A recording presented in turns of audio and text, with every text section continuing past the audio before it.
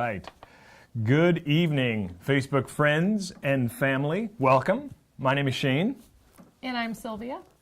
And we are here trying something new. We're kind of excited about this. So if it gets a little bumpy, just bear with us for a bit. Now, I want you to imagine driving down a flat land. You just maybe think Arizona, think New Mexico, think whatever. You're just driving and driving and driving. Nothing is there until suddenly you come up to this big giant wall that you see no way to go around, no way to go under or over or anything. It just pops up out of the middle of nowhere, surprises you and alters your path for whatever the rest of your trip is going to be. That's what this GospelXL is kind of about. I want to read to you something, to you here real quick to give you an idea of what we're trying to do here and some of the stuff that's behind it. It's in Ephesians, and this is to just give a grounding into what this is all about. Here's what Paul says. I prayed that you, being rooted and established in love, may have power together with all the saints to grasp how wide, how long, how high, and how deep is the love of Christ. And to know this love that surpasses knowledge, that you may be filled to the measure of all the fullness of God. Now catch this next part. Now to him who is able to do immeasurably more than we can ask or seek or imagine, according to his power that's at work in you, to him be glory. Now this idea of gospel being bigger, Paul was saying, I wish for all my heart that everyone would get this idea of how big, that you would be able to grasp how big and how wide, how deep and how high this love of God, this gospel is. Because in it, that's how you're going to experience the fullness of God. And how big is that fullness? He says that it's beyond measure. It's beyond what you can imagine. And so that's what we're looking at here, is as if our life comes smashing into and colliding with this bigger gospel. So how did we get here? And why are you here now? Well, we'll start at the beginning. That's a fantastic place to start. Good place to start. I was born. That's the beginning. I like where this is going already. Can't go further back than that. So I was born a pastor's kid. So you could say I was born already a Christian. I never remember a time where I didn't believe in God. Always believed in him. But what I heard Christianity saying was, I've got something here that you might want, children, and you need to do this to get it from me. So God was more of a God that required things of me in order to get what he had that I wanted. It's called an appeasement view of God. I didn't view him as a God that was freely giving. Sure. And that created a lot of anxiety. I remember as a child, pretty young teen, early teen, feeling envious of people that weren't Christians because they didn't know, so they couldn't be held to it. You didn't share that with your parents, did you? I didn't. Good thing. Hey, I want to be just like them. Yeah. Because I knew the Bible verse. If you know it, then you're going to be held accountable for it. So I'm like, man, I wish I didn't know. I wish I didn't know so much. Yeah. Not that I wanted to go do something bad. It's just that I never was sure that I was good enough. And I think most people would have said, yeah, that's a good family, good kids. Sure. And I thought of myself as good, but just that internal insecurity of maybe it's not enough. How do you know? So my overall, if you could sum it up into 2 words, it would have been, oh no. Oh no. Okay. It's that fear and anxiety that settles deep inside and almost makes you unable to see truly broken things inside of yourself, because to do that would be super expensive. because then, oh no, it's actually real. I'm not good enough, and I never will be. Yeah. So several years ago, through circumstances, I just became painfully aware of my own brokenness. And that was something I had never really faced before. I always, good person, but maybe not good enough, probably not good enough. But then to come to a realization of, man, I'm broken. And that really sent me just running headlong into, I got to fix it, and it's got to be fixed now. What can I do? And did a lot of self-help things, which really, gave me some good tools. It's helpful, but it was still me trying to build on my own works and fix it for myself. So tell me how'd that work for you, right? Yeah, well, God in the middle of that, he really had been planting seeds all along that maybe there's a different way to look at this. Maybe I'm not the kind of God that you think I am. Maybe what you think of me isn't really what I am. Yeah. And through a lot of different people, books, just influences in my life, that possibility began to open up more and more. And I watched a video series called Table Talk, and they were talking about something that was very churchy sounding, righteousness by faith. Yep. Sounds pretty churchy. Yep. And through that process of all the things that I had been introducing to myself in a new way, about a year after that process started, I just really felt like, I think I get it.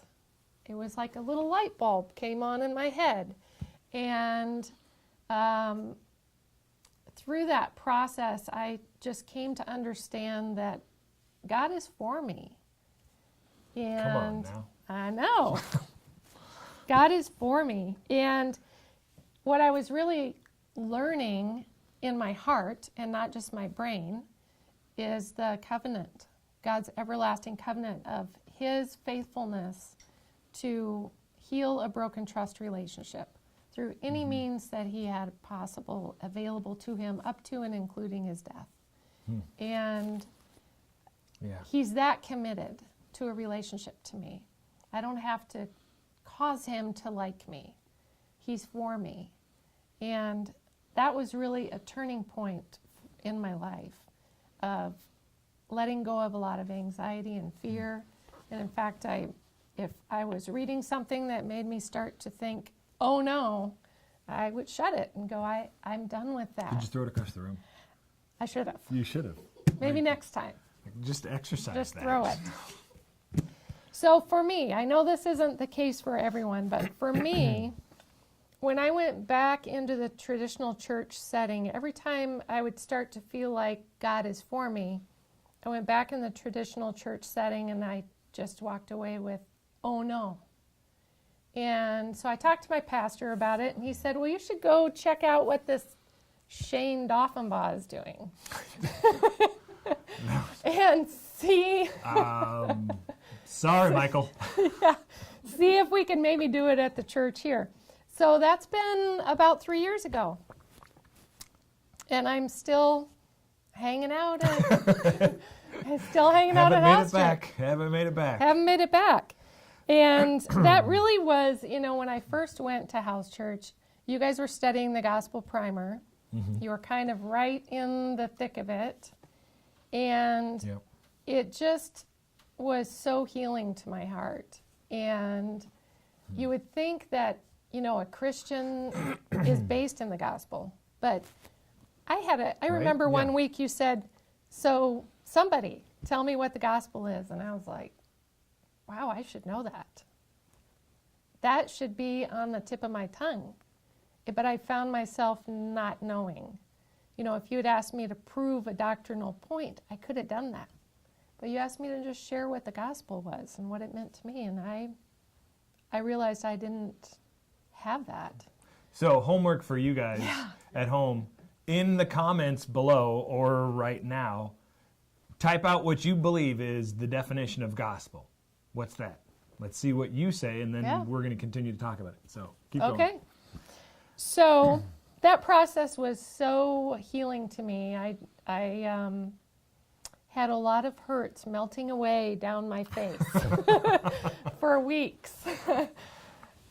Every time. It was good news. And I began to see why it would be good news to know, and rather than being envious of people that didn't know. That's awesome. Yeah. Good So, news to know. Yeah. Yep. For those of you that are, for whatever reason, you happen to stumble upon this, whether it's during live or after the fact, understand that we are simply coming at this because we've been at a house church community that's been meeting together for about 3 years now, and we just wanted to share a little bit about what we're learning, because as corny as it may seem with us here behind the little table here at a friend's house, we really are excited about this word gospel. And maybe you have weird definitions of gospel, or maybe you think you have a very precise definition of gospel, but it doesn't stir anything up in you. And see, that's why we wanted to come together and say, basically we just kind of we're talking and said, man, there's a lot of stuff that we're experiencing and that we're learning, that our life is colliding with this big giant gospel. There's probably other people out there that might want to know a little bit about it too. Yeah. And so that's kind of what we're doing here. And so here's my point of view, comes at it from a little bit different. Because my point of view was that someone who believed they had a good grasp of the gospel, and what this idea of what grace is. I was a pastor for 18 years. I was a youth pastor for 18 years, and I loved it. I had a fantastic time. I got to play with kids all the time. So what could go wrong there? Lots. But still, it was a really fun time, and I felt like I had a really great grasp on the gospel. At least in my head, the knowledge of what it is and what it was all about. But as I continued to study and you kind of have to grow education, continue your education and whatnot, and I was in that studying, trying to find ways to find a better way to express what gospel means, find a better way to expose people to a God that is, as you described, a God that is for you, and not against you. That's when it took me to a place where I found actually I was the one who was surprised by the love of God. I was the one who was suddenly like, oh man, I didn't even realize that I believed that God was this or that. I hadn't been asking the right questions or exposed to the right things.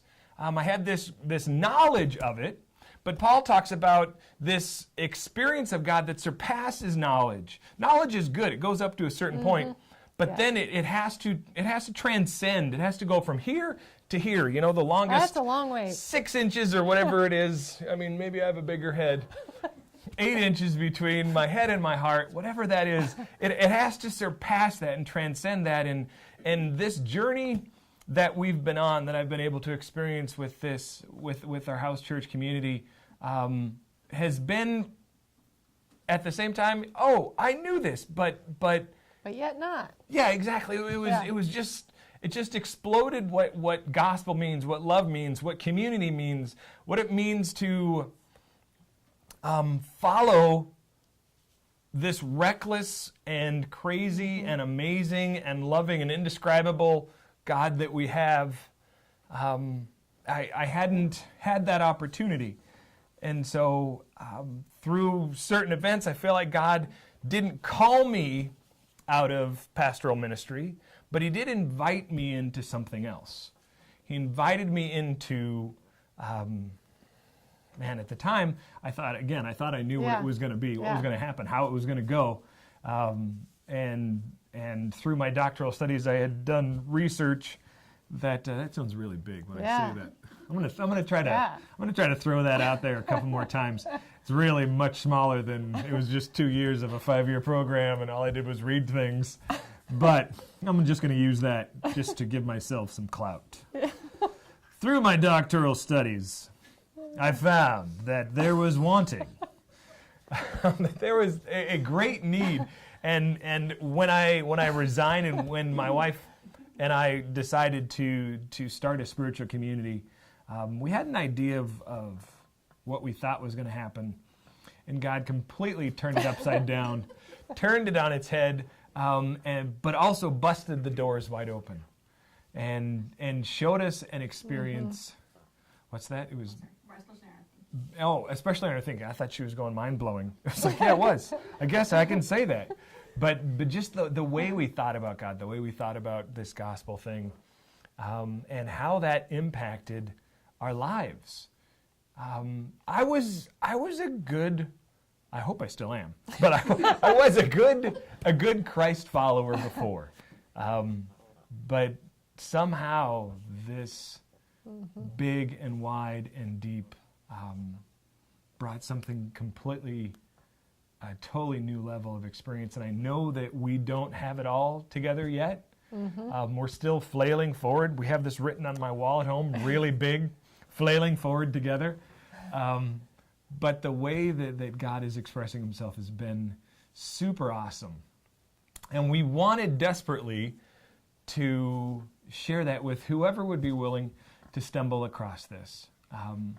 So if you find that that maybe you might know someone that this resonates with, that the stories we have, whether you were a white-knuckle Christian who thought, man, I have to do good because God has this agenda, and he's saying, hey, do you want this? Well, you have to perform. Better do that. You better do that. Listen close. I got some instructions for you. That's right, and I am writing it down. I got this list. I'm keeping track.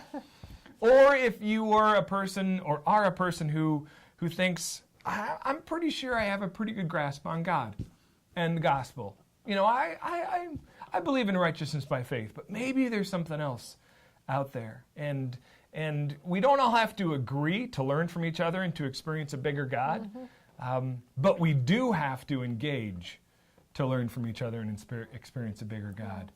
And so that's kind of what we're trying to do here with this GospelXL, is to find different ways. We're looking at ways that we can share with you a different expression of what church means. And I'm using a big C for church, and we'll talk about this later on. But it has nothing to do with the building. It has everything to do with the people in the building. And we're looking at using this time to bring in different church family members we have, for them to give you kind of, this is what it looks like in real life, and the things that we've experienced, the things that we've learned. Some of them are going to be lighthearted, and some of them might not be. But it's still pretty amazing, the power of God and how he has a way to reach into every part of our life. Because I truly believe if the gospel can't reach everywhere in our life, it can't reach anywhere. You know, if Christ died just to make sure I don't have to burn, or so that I can give Peter a high five when I get to heaven, then that's really, is that the best you can do with that? So I think there's something for everybody, and something deeper in every way. So what else are you thinking that we're going to be doing with this whole GospelXL thing? He just threw me under the bus. We do that all the time. Oh, was that Sylvia? My bad. Here's a list. Yes. Here's a list. Look at the list. We're anywhere in there. All right. So we asked for some comments tonight, but you're always welcome to send us some questions, and we're gonna do question and answer. Would just love to hear more. Like you said, we have to share in order to grow together. Yeah. And so this is a little snippet of doing life together. And that's why we chose Facebook Live and not just a video, blog, because we wanted that interaction. We wanted you to be able to We're going to try to keep it at 20 to 25 minutes our time, but we can go as long as you want if you have questions. So definitely, give us those. Yeah. Please. Someone. Anyone? Question? Yeah. Anyone? All right. We want you to know that we may not have all the answers. We're not the experts. Not at all. Not at all. But what we're hoping to do is actually ask better questions. We really want to be able to ask better questions together. And ultimately, we want to lift up Jesus in what we do, because there's some pretty amazing things about this man-God thing that you may not have heard yet. So, Yeah. anything else you got?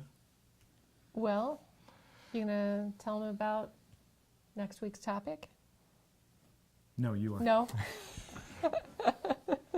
You are. Go ahead. Okay, we going with Yep, that? I Okay. like that one. All right. You So came up with next that week's topic is the thing behind the thing. The thing behind the thing. The thing behind the thing. Yep. And if you know what that So- is, we'd love to have you as a guest. Yep. Yeah, we'll leave it at that. I'm cool with that. Yeah. Okay. So we're planning on doing this every week as best we can for as long as we decide. It's up to us and maybe you. 7 o'clock. Again, I'm going to ask that it would be great if you could share, if you could subscribe to the page. What? We have a question. Oh, snap. We have a question. I don't Why have. does God allow us to hurt? Oh, man. Huh, how about that? Yeah, so That's a big one. I'm going to let you take that one. Okay. Huh. What are you going to do? Well, that's true. Yeah. This ties That's into true. It the does thing tie behind into the thing. the thing behind the thing. But if you were to give, Yes. without going too much into a thing behind the thing, how would you give a elevator answer? That's Okay. not just a platitude. So, for people that don't know my story, I'm a widow. My husband died of cancer.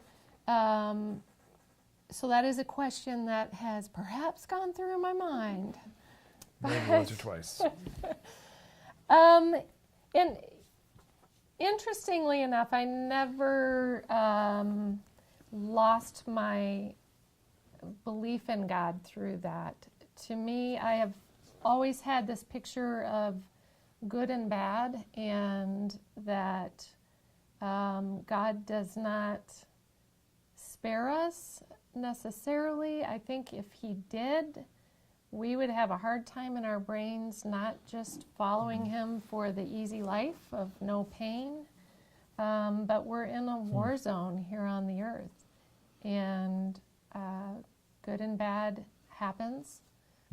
And it's not that God would wish it on us, or God would that it's even His will that it happens. His ultimate will is that we're in a restored relationship with Him, where life is good and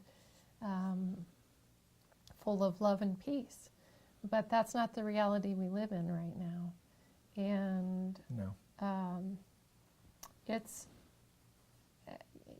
to me, it's just part of that war zone that we live in.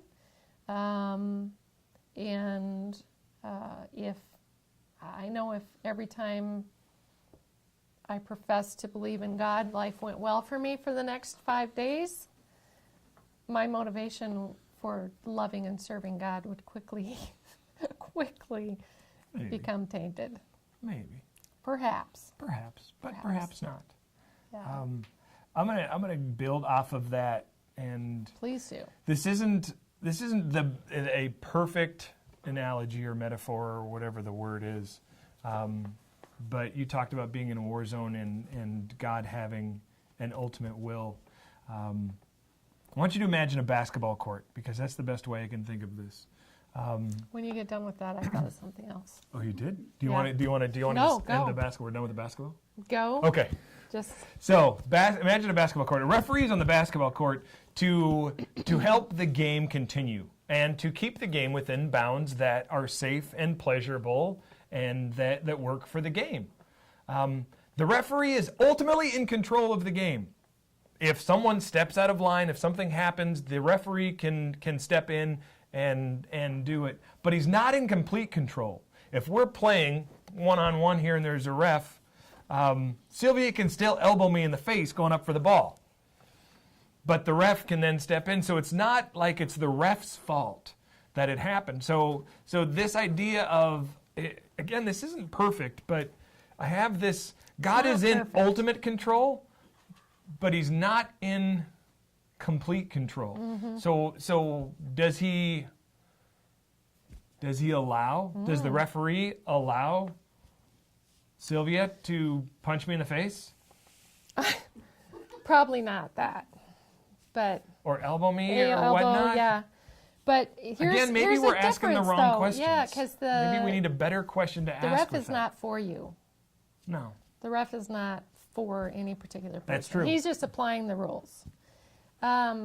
So think of it this way: we're not in the perfect world, but we're in the process to reach the perfect world. Because we have to have free will or we're not in a perfect loving world. Love requires free will. If everyone has free will, you're free to hurt me. And because of this process that we're going through, in the end, we're going to say, we're not doing that again. We love God's way. We love his selflessness. We love what he has to offer and believe in it. The problem is we didn't believe in it. Back at Adam and Eve, we said, yeah, I don't think you're giving me what's really good for me. I think you're holding out on me. And, we have to go through this process of saying, do we believe that God is truly for us? Is he not holding out on us? Does he really have our best interest in mind? And if that answer is yes, then we're gonna follow him by choice. But right now we've got a lot of not believing who he is, which causes. I think another problem that we have is this sense that because God is all powerful, therefore he should be all controlling. But he's not. That would not be very loving. So if you take that aspect out of the question, it helps you deal with things a little bit better. Yeah. That you can have an all-powerful, all-loving God that is not all-controlling. And that's hard to wrap our minds around, but... Because I think if you and I had all power, we'd be all-controlling. I'd be all-controlling. Ask my kids. They'll tell you. If we could make someone do as we wished, we would. Would we not? Okay, so there's another question. Okay. Do you want to hit it, or do you want to? Where are you seeing it? Are we at our bandwidth? Have we reached our bandwidth? Mm-hmm. So do you want to save it or go with it? What do you? We're gonna take it. Oh, the producer said we can take it. Okay, so. How do we know God is listening? Yeah. Ooh, that's a good one. Is it? Yes. Do you have an answer? Because I don't. I have a story. And to me, that's how I roll. Because otherwise, it's just here. So I have a story that's here. Okay, so I have a couple stories. I'm just going to pick. I'm going to pick one. Make sure it's the best one. Yeah, it's a good one. Okay. I'll just go with a good one. Okay, so I mentioned my husband passed away of cancer. He had colon cancer, and in the process of that disease and treatment and all that, he ended up with a bile drain, which, if you don't know, this is the best story you came up with? Okay. So my best story is that in a very hard conversation, we chose to turn the drain off toward the end of his life. And we were concerned about, is this playing God? And, well, were we playing God when we put it in? I mean, those are hard conversations. And it was a lot of turmoil, a lot of anxiety. And every other time we had tried to turn the drain off, it had not worked. They thought that it would be a temporary drain and that he wouldn't need it long term. Turned out he did. And every time we turned it off, the bile backed up, which causes bilirubin to go up and problems. Anyway, so at the end of his life, we decided we were going to turn it off. And the very next day, the bile went the correct direction. I hear that's a good And thing. That's a good thing. He still passed away a few days later, but it for me provided a little message from God that just said, you're not in control. Don't get so worked up about this. And it was such a very personal, I mean, how else, unless he was listening, would he know the struggle, the pain, the worry? And I mean, it was nothing short of a miracle after 6 months that his body worked the way it was supposed to, when it had the very smallest reason that it should have worked like it is supposed to. God listened. Okay, I'll take that. That's a good story. Yeah. I think one of the things that we are learning, and you mentioned this at the very beginning, is that God is for us. Yeah. That God is when I say God is for us, meaning God is on our side. God is interested in us. We have ample evidence from what the Bible says, if you can believe in the ancient scriptures here and the life of Christ and those things that pile it up, that say, hey, I'm for you. I'm so for you that I'm going to become one of you. I'm going to be there. I'm going to experience things with you. I'm going to be able to say, hey, I get you. I understand what you're going through. I know exactly what it is because I was there. And I have that connection with you. To have that picture, and that's one of the things that we're learning about as a community, is this big, huge God that is so for us that now we may not have stories like Sylvia where, prayers were answered. It may seem like they don't get any higher than the ceiling, but God has done enough to say, I want you to know that I'm for you. When will you believe it? And it's once that goes from here to here, and you can find yourself starting to believe that, and you give space for that belief to grow, that you come to a place with, it's great when there are answered prayers, but you can still come to that place where you believe God heard you without necessarily any answered prayers. Yeah. Many, many none, in my perception. And I can't even say that we prayed about that particular, God, make it work. That wasn't a prayer. Yeah.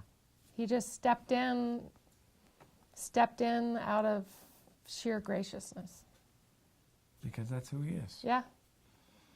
And that's what we're going to learn more about. That's right.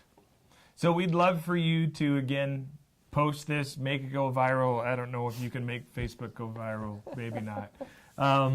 But do what you can to let people know that next week, what's the topic again? The thing behind the thing. The thing behind the thing. So thanks for joining us or for watching afterwards. It's been fun, and we hope that you were able to get something out of it. Have a great evening. Bye.